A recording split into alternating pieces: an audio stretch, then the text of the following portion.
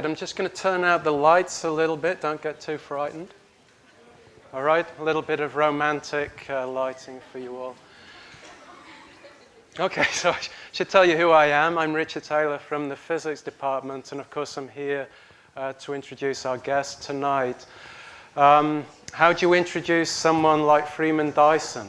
You know, he's so well known that I thought that maybe what I'd do is simply go on to the old internet, type in his name and see what people were saying about him. And of course, when you do that, you get literally hundreds and hundreds of links out. I'm not going to tell you what everyone said about them, but I am going to show you a few images that I think symbolize the man that you're going to meet tonight. So just a few images then. This image popped up when I typed in Freeman Dyson. So I think we can guess from that maybe he's not frightened to swim against the intellectual tide. He's a real contrarian and actually relishes being a contrarian. This image came out. So clearly he's shifted a few people out of their comfort zones from time to time. He's stirred things up and made them think a little bit. This image also came out. I'm not so sure why. Maybe Freeman can tell us. Maybe he's upset a few tomatoes in his time along the way. But this is my favorite. And I don't think that is Freeman inside the spacesuit. I think it's Buck Rogers. Now, of course, the reason why that's there is because Freeman, of course, has thought deeply over the years about the way that science has impacted society. And that's not just society on the Earth, but how it's going to continue to do that as we move beyond the Earth and venture out into the universe. So he really is quite a character, and he's led quite a career. And what I want to do is give you a very brief visual journey across that career to kind of give you a sort of framework for the discussions that we're going to be having tonight. So he was born back in 1923, and this is what he looked like. And so I think you can see he hasn't really changed that much over the years. Life has been pretty good to him.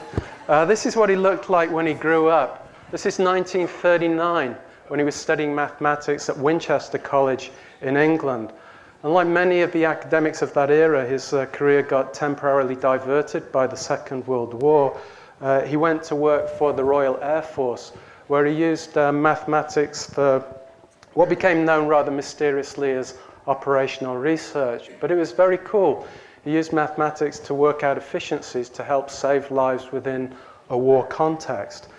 After the war, he returned to Trinity College in Cambridge in England, where he started a gradual shift from mathematics to physics. This is what he looked like as a mathematician. So kind of okay. But this is what he looked like as a physicist, which is way cooler.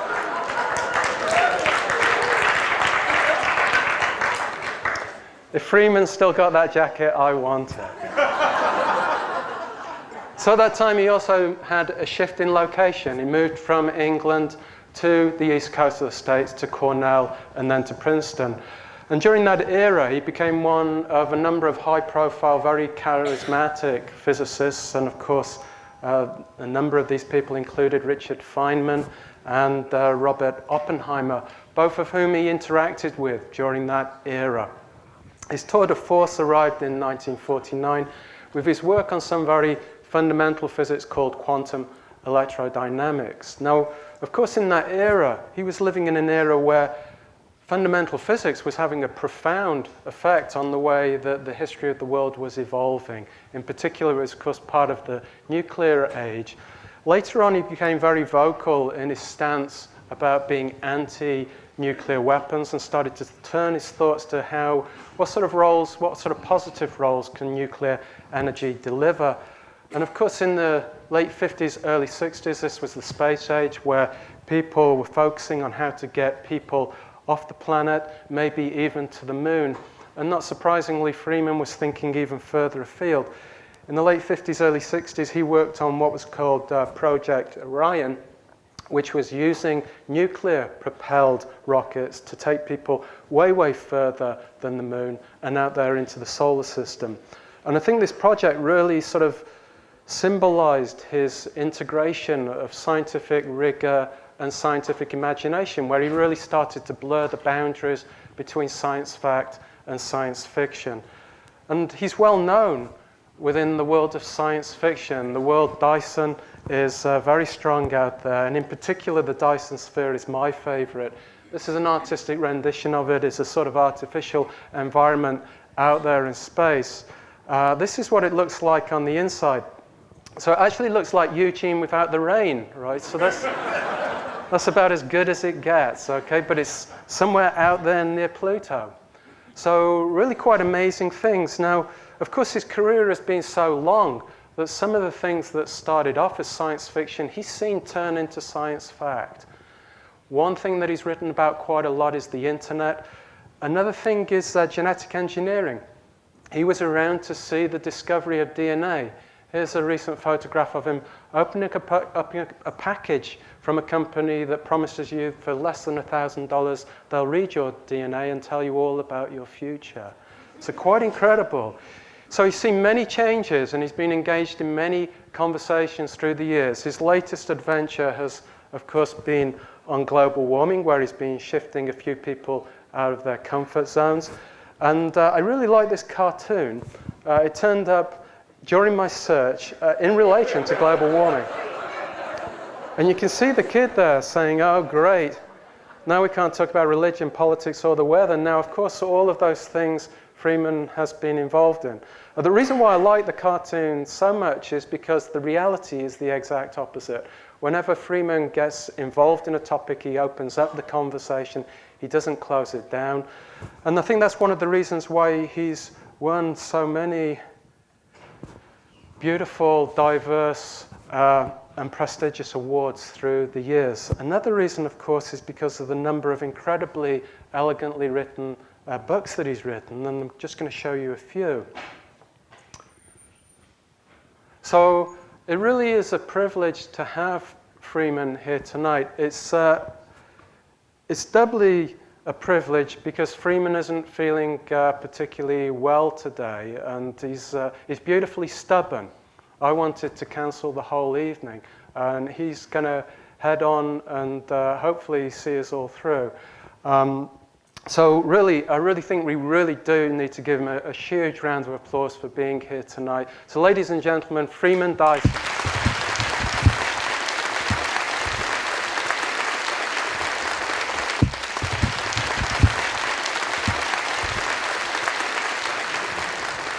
Thank you very much for coming, and welcome to the University of Oregon.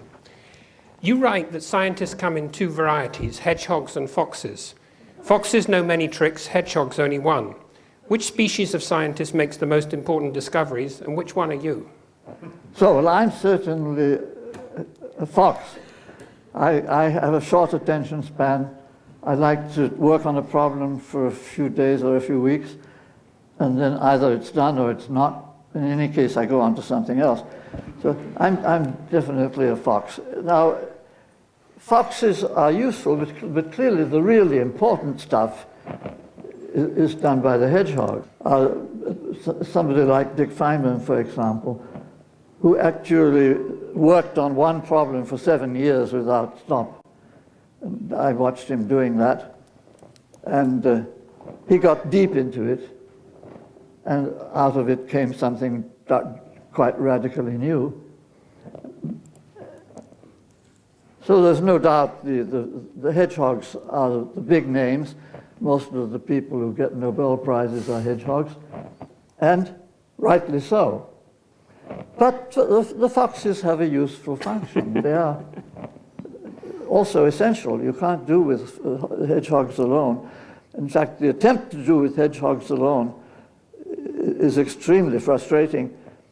That was, roughly speaking, the situation when I came into physics, that we had all these great people, Bohr and Einstein and Yukawa and Schrödinger and Heisenberg, who were still around, but they were getting a bit old.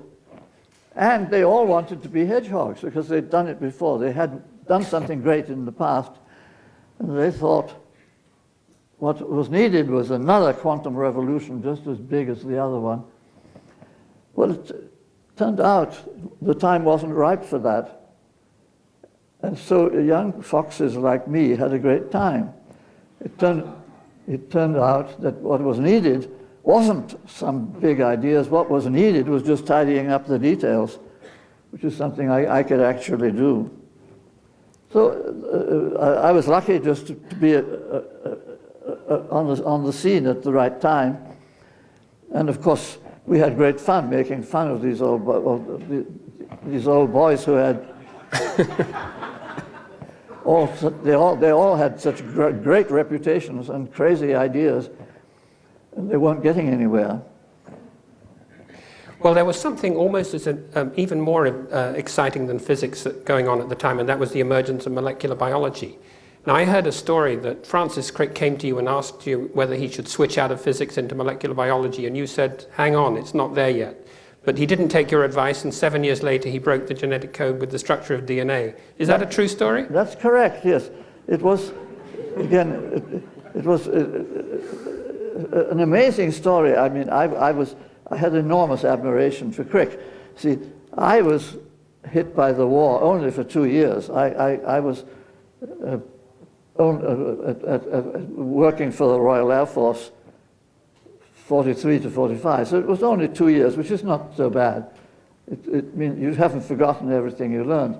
But Crick had 6 years. He was already, he was a practicing physicist when the war began, and he went to work for the Navy doing naval intelligence, which of course it has the same relation to intelligence as military music has to music.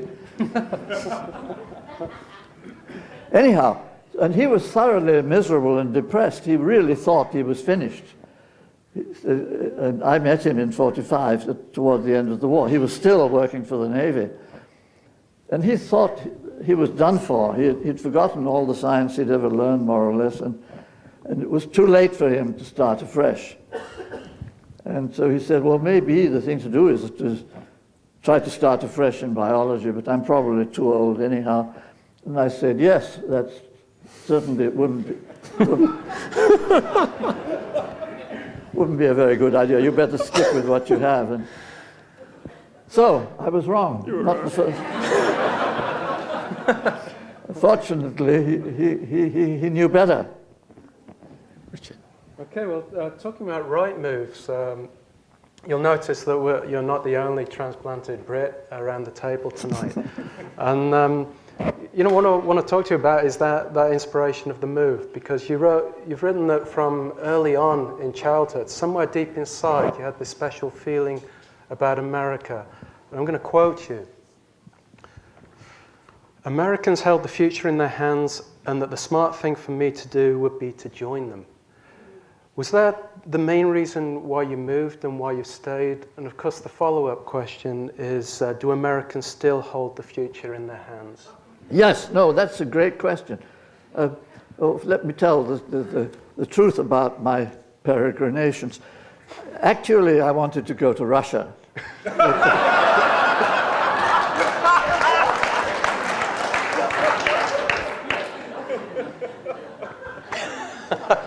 Because during the war, the Russians were our gallant allies who had actually been bearing the brunt of the fighting, and they were the ones who actually beat Hitler.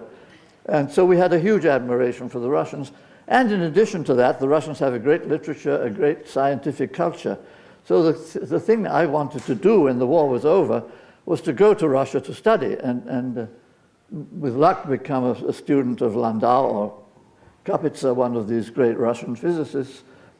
And so I'd made the plans more or less to do that. And some people did succeed. I mean, there was a fellow called Eric Ashby who went to Russia at that time and wrote a book called A Scientist in Russia, which was realistic, I mean, describing the good and the bad. But anyway, it looked to me like a sensible thing to do. And so I had made the plans. But then it turned out, as soon as the war was over, of course, the Russians no longer welcomed foreign students, and things became obviously difficult. And it was within about a year from the end of the war, it was obviously hopeless. And But we were desperate to get out of England, because we had, it wasn't just because you wanted to go to America, it was because either you were a soldier, which I wasn't, or else you'd been stuck in England all through the war. And so you just needed to see the world and to get out. And well, since Russia didn't work, next best was America. And so that's how it was. And well, the Americans were very generous. In fact, at that time it was easier to cross the Atlantic than to cross the Channel, because the Americans had cash and nobody else did. So, you couldn't get funded at that time to go as a student to France or to Italy, but you could get funded to go as a student to America. And there was a delightful organization called the Harkness Fund, which gave me a fellowship so I could go to America for 2 years. And to my embarrassment, I came to America to Cornell, and I was actually richer than the American graduate students. The Harkness Fund really believed in doing things in style. So I've been pampered ever since. And well, it suited you well. What about my second point, though? Do you yeah, think well, that, the question about the future. I mean, it was true, of course, in 1947. I came to this country in 47. It was true that the Americans had the future in their hands. It was, I think there was no mistake about that. And it was a great time to be in this country. Of course, this country was then still socialist. It was, the wartime ethics was very strong still. So you had cheap public education, cheap public housing, all kinds of good things which we didn't call socialism, but they really were. And since then, of course, it's been downhill all the way. But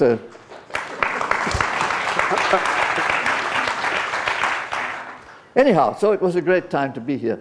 And I think that this country has huge advantages, and we will undoubtedly have a large share of the future. And of course, I'm one of us now, and something that impressed me very, very strongly, that I became an American citizen in '57, which was 10 years after I arrived here. And immediately, almost, I mean, within 3 or 4 years, I was chairman of the Federation of American Scientists. I mean, it was that could never happen in England, that a foreigner would become chairman of something or other that fast. I mean, you were, in this country, you were accepted as a full citizen right away. And I found that remarkable, and I'm very grateful for that. And it's been like that in all sorts of ways. The other thing that happened was I got a top secret clearance to work for the government, again, without any trouble. They never even asked about my communist aunt.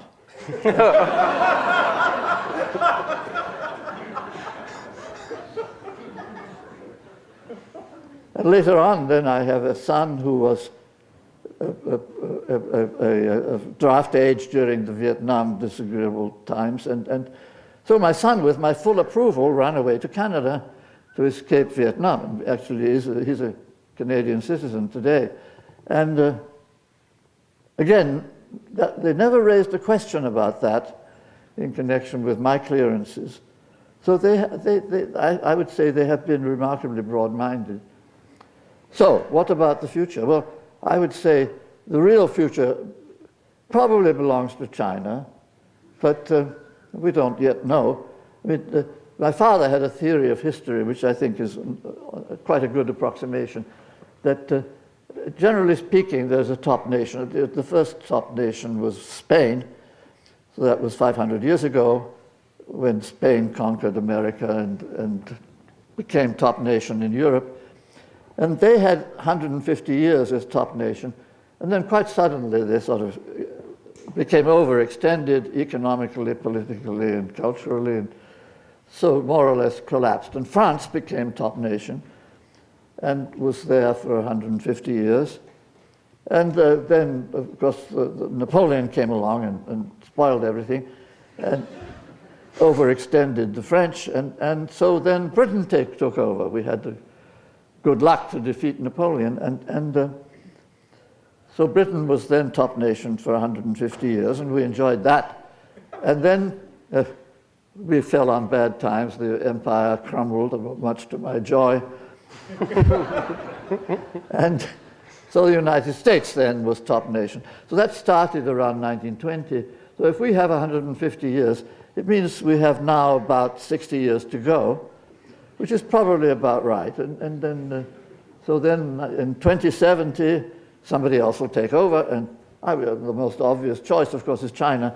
But the Chinese could do something stupid in the meantime. It's not unheard of. So we'll see.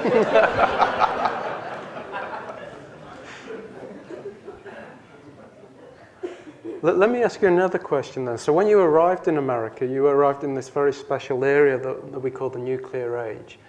And you know, if you look at the quotes from the chairman of the US Atomic Energy Commission, he was kind of saying that there's no point in putting electrical meters in people's houses because with this new energy, this new nuclear energy, it's going to be so cheap in the future that it's pointless to meter. Yes, they did say that. And I think to some extent we believed it. I mean, certainly we believed that nuclear energy was a big part of the future. And of course, it took a long time before we were allowed to touch it. I had no clearance. And at that time, when I first came to America, everything nuclear was still secret, including civilian reactors. Everything was secret. And it was only in 1956, I believe, no, 55, that they held the Geneva Conference at which the nuclear countries all came together and spilled their secrets. And that was a great occasion. And I wasn't there myself, but many of my friends were. So the nuclear experts from the United States, Russia, France, England, and others all came together. And so the entire body of civilian nuclear technology became open, and everybody was free to take part. So that was the beginning for me. So then I then joined a company called General Atomic, which was set up in San Diego. And in fact, the founding father of General Atomic was a young man called Freddie de Hoffman, who had been a representative of the United States at the Geneva Conference. So he knew everything. And he started this company, General Atomic, which was a delightful place to work. I was extremely happy there because it was just essentially nobody over 30. It was rather like Google today, or rather like Google in the first 5 years. And it was just like a big sandbox with everybody playing around. And so I was then part of a team which built a civilian reactor for medical purposes called TRIGA. TRIGA stood for Training, Research, Isotopes, General Atomic. And this was a marvelous time because there were essentially no bureaucratic obstacles. That we actually designed the reactor, built it, licensed it, and sold it all within 2 years, which is completely unthinkable of doing that today. I mean, just to get through the bureaucracy today would take at least 10 years, probably 20. But anyway, we did it in 2. We also sold a lot of those reactors. We sold 75 and made money for the company. So it was a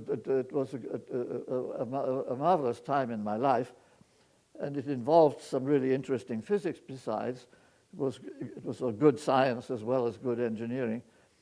And one of the fine points was that our chemist, the fellow who actually made the thing work, was a nuclear chemist who actually knew how to make stuff. And he happened to be Iranian. He was Masoud Simnad, who was, I suppose, probably the best nuclear chemist in the world at that time. And he was Iranian. I mean, it's absurd to imagine the Iranians can't do things.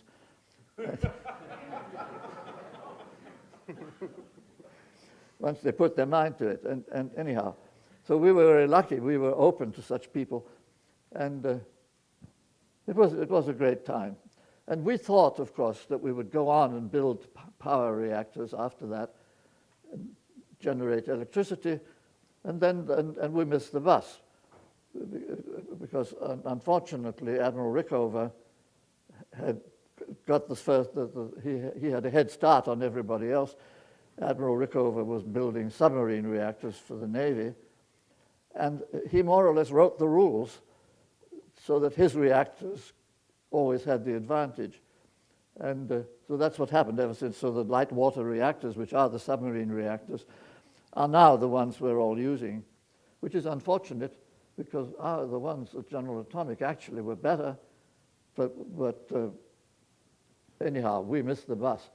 We were about 10 years behind Rickover. And so when the market collapsed, we hadn't really got in. So let me ask you about Project Orion. You know, this idea. First of all, I read about the idea that, you know, you can have a nuclear-powered aircraft so it stays in the air for a year. I don't know anyone who's flown United Airlines recently, but that doesn't sound too nice. But and then the idea of the nuclear-powered spaceships. Could you tell us a little bit about exactly how they were going to be nuclear-powered and why that didn't come to fruition? Yes, that's, of course, my son has actually written a book about that called Project Orion. And so if you're interested in details, there it is. Let me just mention first, the nuclear-powered aircraft was obviously absurd. It was, if you have an aircraft carrying people, it has to have very heavy shielding in order for the people to survive. And heavy shielding and the aircraft just don't go well together. So, and that was a real turkey. But then there were two kinds of nuclear spacecraft, which one was called, what was it called? It had several versions. Nerva was one of the versions. Anyway, this was a conventional rocket, except it had a hydrogen as the working fluid, and you squirted hydrogen out the back, heating the hydrogen with a nuclear reactor as it went by. And that was an interesting project, and it could have worked, but it didn't have any great advantage over chemical rockets. It had something like a factor of 2 in specific impulse. Specific impulse means essentially the performance of the rocket. It's essentially the velocity of the exhaust as it comes out. And so this Kiwi, that was the name of it, the one that actually was tested in Nevada. And it worked, but it never got off the ground, if you call that working. And so it was a rather conventional and orthodox sort of a design. Well, we decided, that people at General Atomic, to take a really big step, that to use the full force of nuclear energy to fly around the solar system. And what did that mean? I mean, if you wanted to have the full force of nuclear energy, it meant you didn't want to be limited by the temperature of solid materials. The trouble with Kiwi was it had a solid structure with the nuclear reactor inside, and so it couldn't be in more than about 2,000 degrees temperature, or else the whole thing would melt. And so it was limited essentially just by solid material temperatures. So to avoid that, you simply had to explode the nuclear energy and not burn it in a reactor, but burn it in a bomb. And that was the idea. So, and it was originally invented by Stan Ulam, who also was a very colorful character, a Polish mathematician, who had a big hand in inventing the hydrogen bomb. And after that, he invented Orion. And so it was really his idea. But the leader of our project was not Ulam. Ulam was incapable of leading anything. So our leader was Ted Taylor, who was a very bright young fellow, and I loved him. He was just the best boss I ever had in a way. So actually, I worked for him for a year and a half. And so our design was bombs galore. That was the idea.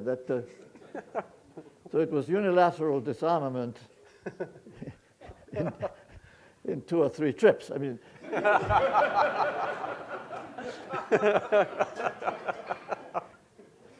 so the ship was the whole point of a bomb-propelled ship is it has to be big because it has to carry a lot of bombs, and each bomb can only give the ship a certain velocity change, a certain impulse, because you don't want to blow the ship apart each time. So you're actually limited to something like 10 meters per second per bomb, whereas you want to get to velocities like 10 kilometers per second. So it means you need 1,000 bombs as a minimum. Actually, we use 2,000 for a typical mission. And so we planned, for example, to go to Mars, return trip, land for a couple of years, take off again, come back with 2,000 bombs. And it would have been cheap, because bombs are cheap. And so it would have been enormously cheaper than the competition, which was chemical rockets, and enormously more flexible, more capable, more powerful. And of course, we had no conception in those days of what you could do with remote communications. I mean, this was 1957 when we started the project, and it was before broadband communications. And so we had no idea that we could actually transmit television over the interplanetary distances and that kind of stuff.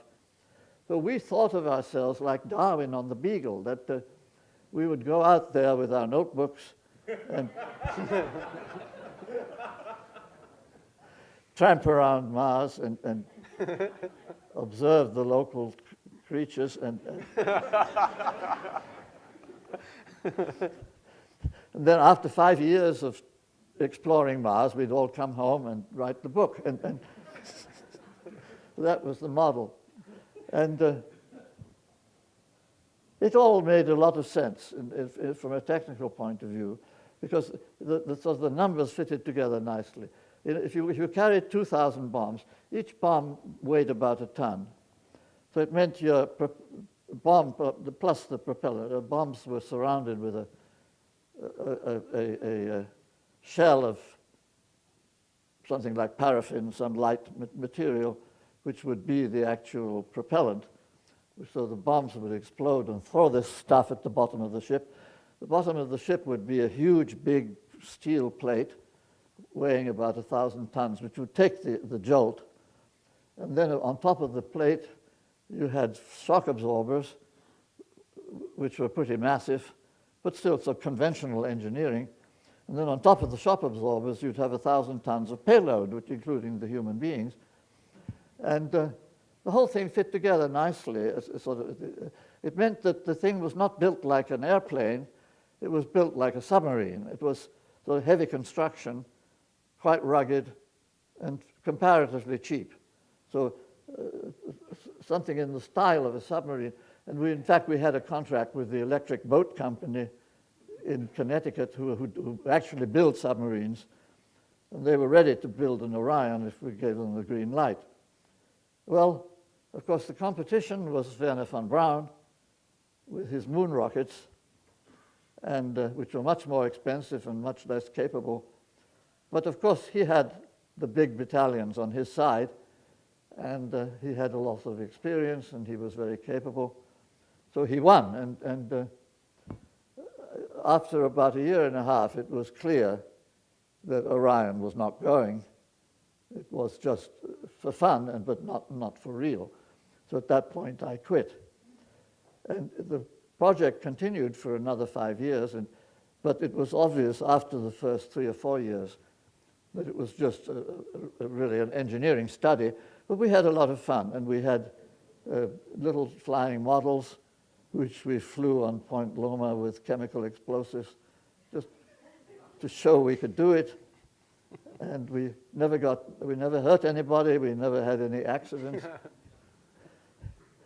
So I think there's a good chance if we'd ever got the green light, we actually could have gone to Mars. But of course, we'll never know. But if we had, we'd have been there long, long ago.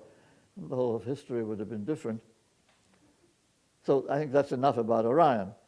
Let me just say why it failed. I mean, that the contamination was, of course, horrendous. That these bombs were spreading radioactivity all over the landscape. And the only reason it looked as if it might have made sense at the time was that we were then exploding bombs in the atmosphere right and left, so that much bigger bombs. So the bombs that were already being exploded in the atmospheres for military purposes were 100 times as much as we proposed to do. So we would only have been adding 1% to what already was there. So that made it sort of look halfway reasonable. But as soon as the moratorium came along and we stopped, then the Test Ban Treaty of 1963, so we stopped exploding bombs in the atmosphere, then it was obvious this made no sense. Freeman, I'd like to ask you a few questions about the scientific process and the nature of science. You once wrote, "Science is an art form, not a philosophical method. The great advances in science usually result from a new tool rather than from new doctrines." Could you elaborate on that? Yes, well, I think it's true. And of course, it's not the whole truth. I mean, there are, of course, important steps forward in science which come from new ideas. But I would say, I mean, it's a question of the hedgehogs and the foxes. That the foxes are the ones who develop tools, and the hedgehogs are the ones who develop ideas, more or less. And so it's a collaboration. But the fact is that in the long run, I would say the tools are really the things that determine the history. That in the case of physics, of course, the tools have been dominating for the last 50 years completely. We've had an absolutely wonderful collection of tools. I'm particularly excited now with biology. Why has biology been a success? Mostly because physicists have invented the tools for the biologists to use. And we're very good at inventing tools. And the same is true of astronomy, of course, as well. So, but you can argue it both ways. I mean, certainly without ideas, the tools wouldn't be much use. Physics can lead to some pretty strange ideas. You were at Princeton when Everett proposed his many worlds interpretation of quantum mechanics. Could you describe the reaction to his ideas then, including your own, and then tell us how you feel about it now? Yes, well, of course, I'm very prejudiced. I thought it was nonsense then, and I still think it's nonsense.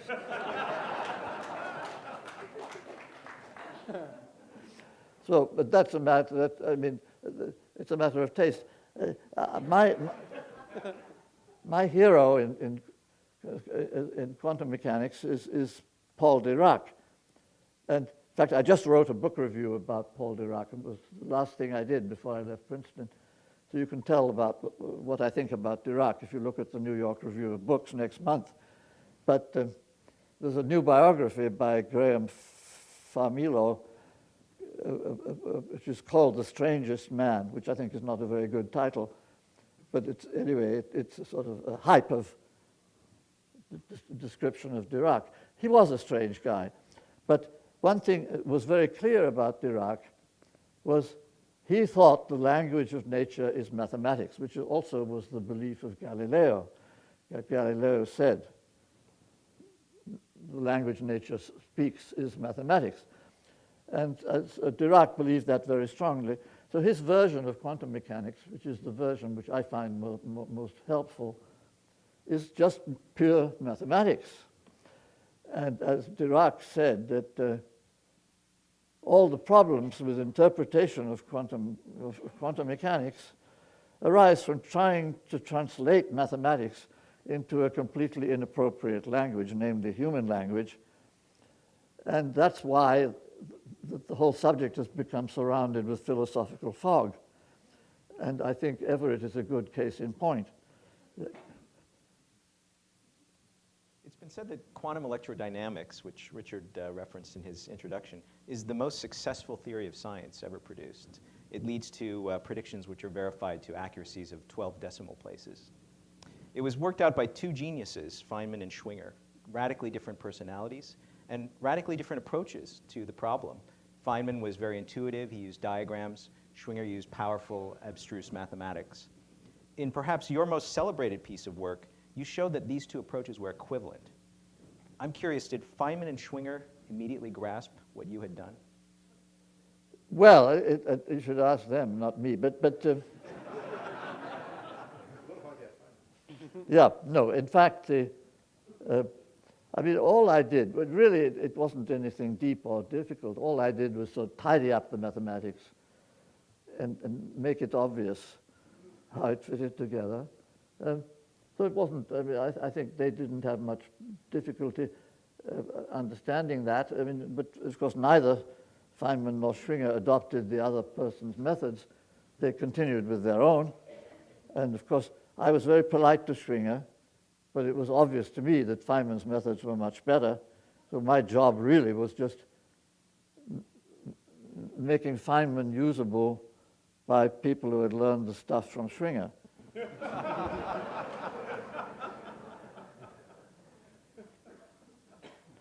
You once wrote, heretics who question the dogmas are needed. I would like to add something to that. It's not true that that's the most accurate theory.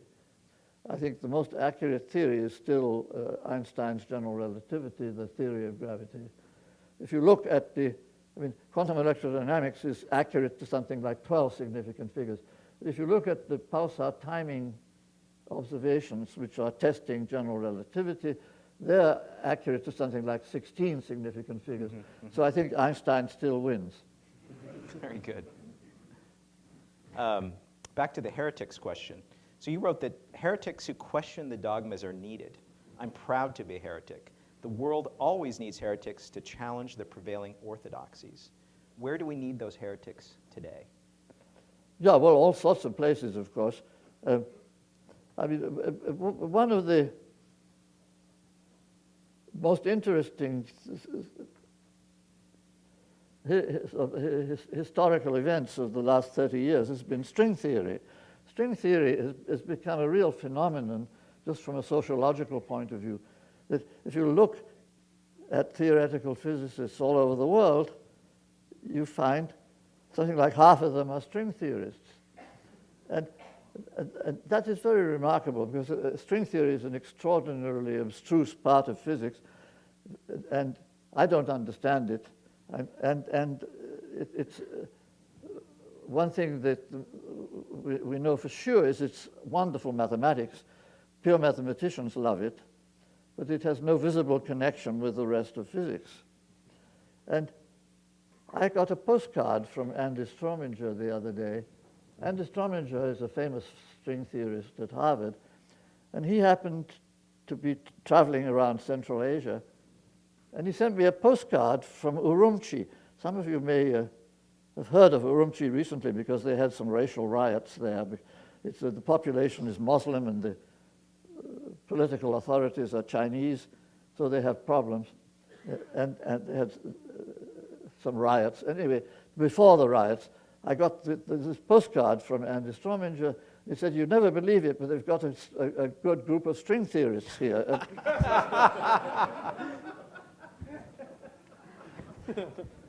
So why does that happen? I mean, why should they have string theorists in Urumqi? And the answer is, I think the answer is because it's cheap. That if you're in some place which has very little money and very little political pull, and you want to start a physics department, well, you'd love to have a real physics lab with all kinds of equipment, big computers and real tools, but you can't afford it. But you can afford to hire 2 string theorists, and then you have a department. Freeman, you'll be very happy to know that at the University of Oregon in our physics department, we have no string theorists. Good. Good for you. I mean, But it took a lot of work. Took a lot of work. We're still fighting the battle, actually. no, I think, in fact, I mean, I have a great admiration for string theory. I'm not against string theory, but I think the world probably needs perhaps 1,000 string theorists. We actually have 10,000. So the problem is, what do the 9,000 do? And anyhow, we'll see. I mean, I think the first 1,000 are doing wonderful stuff, and I have many of my friends and colleagues at Princeton are string theorists. And as long as you have academic tenure and a safe job, I think then it's wonderful. But there are too many who don't. About science fiction now. Your speculations about the future of humanity include the Dyson sphere that Richard mentioned in his introduction, and the Dyson tree. A Dyson tree is a genetically engineered plant that lives on a comet. Most people here wouldn't think of a comet as a very sort of place conducive to life, but you think comets are where the action would be, aren't you? Well, they're one place. The point is, if you want to think about life in the universe, it could be in all sorts of different places. What is interesting is, if you look at the solar system in particular, consists of the sun, which is no good for life, and at least not as a habitat, and you have planets, of course, and you have asteroids, and you have comets. The comets are far out. They're in a place called the Kuiper Belt, and then there's another place called the Oort cloud further out still. And the comets are very, very numerous. And so what life actually needs is not volume, it needs surface. And since the comets are small and numerous, actually that's where most of the real estate is. Something like 99% of the real estate, that's the actual surface which is habitable in the solar system, is on comets. So if you imagine life is free to spread out and has time to reach remote places, the chances are that you'll find lots of it on comets rather than on planets. Planets have just too much mass and not enough surface. Then the question is, well, how can you actually live on a comet? And the chemistry is good. And the comets are made of mostly light elements, mostly water, ice, ammonia, and hydrocarbons. So essentially nitrogen, oxygen, carbon, and hydrogen, the essential elements for life are there in the right, more or less the right proportions. And so the problem is it's cold. Well, being cold, of course, is something you have to get used to. But life has plenty of time. And it's easier to adapt to cold than it is to adapt to high temperatures. So if you imagine you're a tree trying to take root on a comet, what you have to do is, first of all, to make mirrors. So you grow something like big leaves, which in the shape of mirrors, which focus sunlight. And at the focus of the mirror, you have a small area which is warm, where the living creature actually can perform its biological functions. So it doesn't have to be a tree. It can be something like a sunflower, which I prefer to call them sunflowers rather than trees. But the essential point is that they have access to all the necessary chemicals, access to sunlight. And you can focus sunlight by a very large factor with a very simple kind of mirror. I mean, if you take something like a simple amateur telescope kind of mirror, that focuses sunlight by a factor of 10,000 easily, which means you can go out 100 times as far away as the Earth and live comfortably at a normal liquid water temperature. And you have low G. That's also very advantageous. These comets have such a low gravity that plants can essentially grow to infinity against the gravity of the comet. It's easy. There's no gravitational attraction of the comet is so small that the vegetation can spread out over a big area with the roots at the comet in order to collect the chemicals, but collecting sunlight from a very big area. So if you actually do the calculation, if you're out in the Oort cloud, say 1,000 times as far away as the Earth from the sun, and you can then imagine that you spread out over something like 1 million times the area by plants growing in a large disk around the comet. So you get something like a factor of 1 million just by increasing the area. And you also can increase sunlight by a big factor by focusing with mirrors. So you gain, in fact, 2 powers of distance by increasing the area, and another 2 powers of distance by increasing the mirrors, increasing the focusing of the mirrors. So you can cancel out 4 powers of distance. And so it turns out, in fact, that the possibility of keeping warm is actually independent of distance. You get -4 powers just from the sunlight being reflected back and forth, and +4 powers from spreading out in area. So it looks like a win-win situation. But provided you once get there, of course, the question is, did anything living actually get out there, which is what we don't know. But the delightful thing is that we can actually go and look. You don't have to go very far, because if those creatures actually live, things I call sunflowers, they have this property that they will reflect the sunlight back at the same time as they focus it, assuming that the mirrors are not totally black. They will, in fact, focus back a very narrow beam of sunlight toward the sun. And we happen to be sitting close to the sun. So with a telescope close to the Earth, or a telescope on the Earth, we'll see these sunflowers as bright patches reflecting sunlight. So they're not hard to find. So there's a good chance within a few years, if we decide to take the trouble, we could actually tell whether those things are there or not. So can I ask you something else that you started off calling science fiction, but of course is rapidly moving to science fact, genetic engineering, and you proposed many sort of purposes there, from green energy to preparing or adapting humans to go into outer space.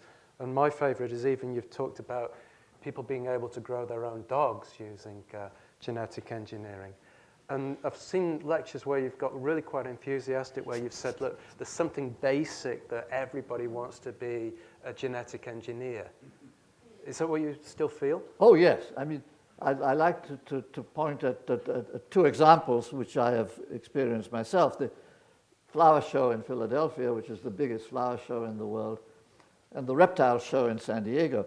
Because these are two groups of enthusiasts who show off what they can do. These are, it's a very large number of people who devote their lives to these enterprises, and they're both amateurs and professionals, and they do a great job. I mean, the flower show, of course, is absolutely breathtaking beauty, not only flowers, but bushes and shrubs and all kinds of plants. And, of course, the reptiles in San Diego are even more fun. I was there with a grandson, and the problem, of course, is to get the grandson out of the building without buying a snake.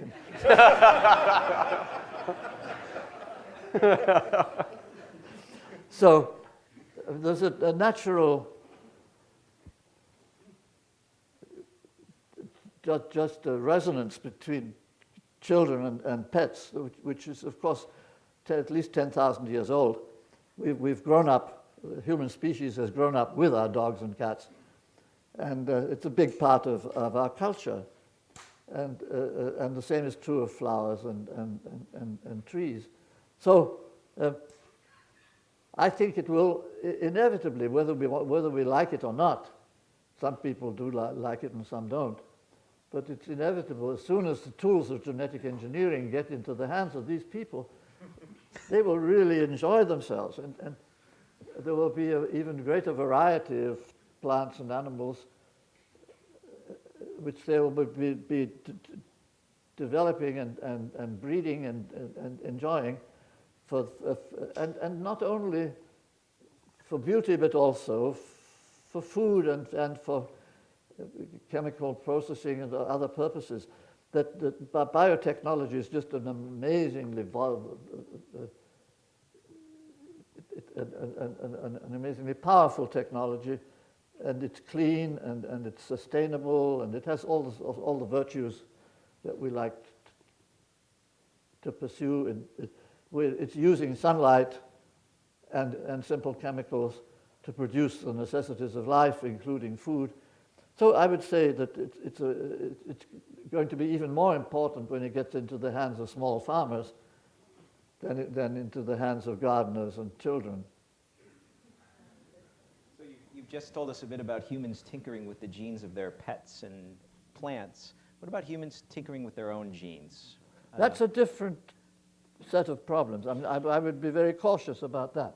With monkeying around with human babies, it's something I would go slow with. I mean, no doubt, no doubt it will happen. And I mean, there are good reasons for doing it if we want just to eliminate genetic defects and prevent genetic handicaps, which can be so tragic for babies and grown-ups. So by all means, this should be permitted, but under medical supervision, obviously. And so we have, fortunately, we have very strict laws about experimenting with humans. If you're a doctor and you do something illegal, you go to jail. I mean, these laws are, in fact, enforced, and pretty much worldwide. So we have the legal machinery to keep that under control, and I think we shall. But there's certain things that would make sense to do, perhaps to not only to eliminate diseases, also perhaps to improve performance. But then it becomes a slippery slope, of course. What we don't want to happen is to have rich people buying genes for their babies, the cheap way of sending them to Harvard,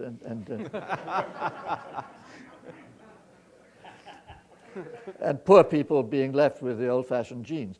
That would be very quickly result in the division of the human species into two kinds, like in Wells's time machine, where you had the Eloi on the surface and the Morlocks underground, two completely separate species, one of them eating the other. So, for heaven's sake, let's avoid that. Let me shift gears a little and ask you about science and culture. So the mathematician Jacques Hadamard, who studied the creative process, and I think he surveyed about 100 of the top scientists of his era, and he concluded by saying, it is important for him who wants to discover not to confine himself to one chapter of science, but to keep in touch with various others. Now, clearly you've wandered through a few disciplines, but when you look back over the last 50 years, when you think about scientists in general, do you think that they've seized opportunities, or have they squandered opportunities to learn from others in different disciplines? Well, partly yes and partly no. I mean, there are huge. It's a little bit the same division into foxes and hedgehogs. Hedgehogs typically then concentrate on a narrow area and ignore what's going on outside, and that helps if you want to go very deep into one particular problem.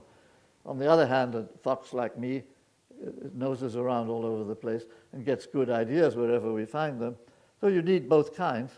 And I mean, Adamar himself was a bit of a fox. And so it's natural he would think that way.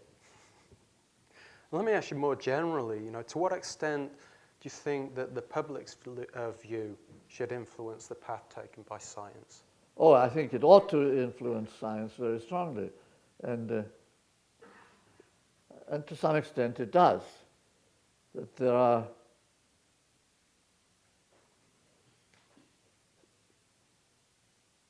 certain sort of cultural norms which are very strong, that being a medical doctor or medical scientist is regarded by the public as good. And generally speaking, being a pharmaceutical scientist or even worse, a nuclear scientist is generally regarded as bad. And that does have an effect. I mean, many more kids actually become doctors than become nuclear scientists. And that's right and proper. So I think we're wise in being guided by the public to a great extent. Then, of course, then there are the political processes which try to translate the public needs into political programs and funding agencies and such things. That doesn't work so well, but it does work up to a point. Well, let me give you an example from my area, which is nanotechnology. So that has great potential to trigger both hype in the public, but also fears. Now, has it surprised you over the years about the levels of fears that can be triggered from things from nuclear energy through to genetically modified products through to nanotechnology? Well, it's not so much the fears that surprise me, but the peculiar way in which the fears are distributed. I lived in Germany for a while, and this was 30 years ago, when Germany was just plastered with nuclear weapons. There were something like 5,000 tactical nuclear weapons all over the country, deployed in very exposed and vulnerable places. And there were 3 nuclear power stations being built. And the entire public indignation and public political pressure was directed against the power stations and none at all against the bombs. I never understood that. I mean, the bombs were certainly far more dangerous, and somehow or other people never worried about them. And to some extent that's still true. I mean, that's true in this country as well. There's always been, for some reason, more fear of nuclear power than there have been of nuclear bombs. That seems to be totally irrational. I don't understand it. And of course, the same thing is true of things like stem cells. Stem cells attracted a lot of religious opposition, which I don't understand, and they seem to me peculiarly harmless, even from a theological point of view. That's so cute, because we're going to talk about religion. Now, you're a Christian and a scientist. The science and religion coexist for you, but there are other scientists who think of religion as a massive irrational distraction. And you distinguish 2 kinds of atheists, which I think is funny. You think there's atheists who simply don't believe in God, and there's passionate atheists who see God as the enemy. Yes.